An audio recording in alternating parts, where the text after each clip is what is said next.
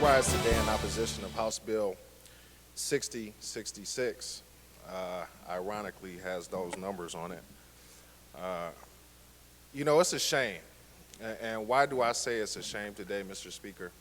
51 years after signing the Voting Rights Act, we're still here today trying to protect voting rights for minorities. 51 years. And sometimes it seems as if we're looked at as Democrats like we're crazy because we care so much about voting rights, even straight party ticket, which we still want to protect regardless to who had the advantage for it on election day, by the way. But we're still here fighting the same fight. And why is it so personal? Well, I can tell you particularly from my perspective, because no one, besides a few of my colleagues in this chamber, their grandparents did not have to pay a poll tax or face a literacy test or recite the Constitution in full just for the right to vote. How many of you can say that? I can, because this is the same type of legislation, same type of laws that were used back in the day to prevent people from the right to vote. So I heard my great colleague from the UP who's not supporting this bill say that he doesn't believe this bill is nefarious in form, but this bill is discrimination in one of its most nefarious forms because it's a violation of our constitutional rights, masking itself as a means of bolstering our security.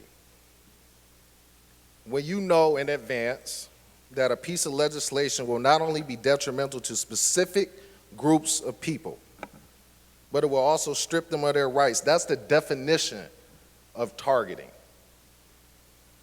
And it isn't simply that low-income families or minorities will be negatively affected or their disenfranchisement is an unfortunate side effect of otherwise necessary measures. This bill is designed to suppress the votes of those for whom voting is already a struggle. Already a struggle.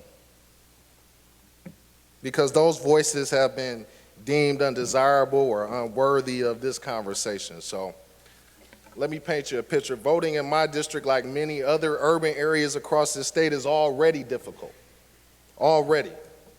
Exceptionally long lines, limited access due to lack of transportation, faulty machinery, often mean that for many, just getting to the voting booth is an accomplishment.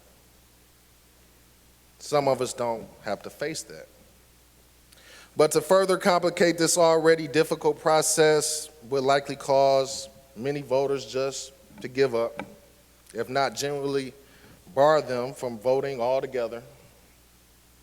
And I guess this is what this bill is counting on. 2008 is fastly approaching. 2018, should I say. So for many, the hardship of obtaining a photo ID can be prohibitive. And not to mention that for single parents, low-income workers with tight schedules, or those who rely on public transportation, there are more obstacles, additional obstacles to contend with. So we go again and try to create unnecessary barriers to prevent vulnerable groups, particularly minorities, from participating in a voting process, which is one of the oldest tricks in the Jim Crow book. I can say that because I have family members who experienced that. Which makes this bill not only a blatant violation of the Voting Rights Act, but a tired cliche. We talk about constitutionality. What about the Voting Rights Act? Do we just skip over it, didn't mean anything? But let me tell you, in my community, again, where voting is not easily accessible, the Voting Rights Act means everything. And so who are we to decide that we're going to choose who can vote and not and exercise a constitutional right based on the fact that they may have forgotten a piece of identification, which I'm sure many of us have done many, many times. And it's for all those reasons that I really urge my colleagues to take a look at what we're doing today. Again, making voting harder instead of easier. That's why I urge a no vote against this harmful, discriminatory bill. Thank you, Mr. Speaker. Thank you, Representative Durhal.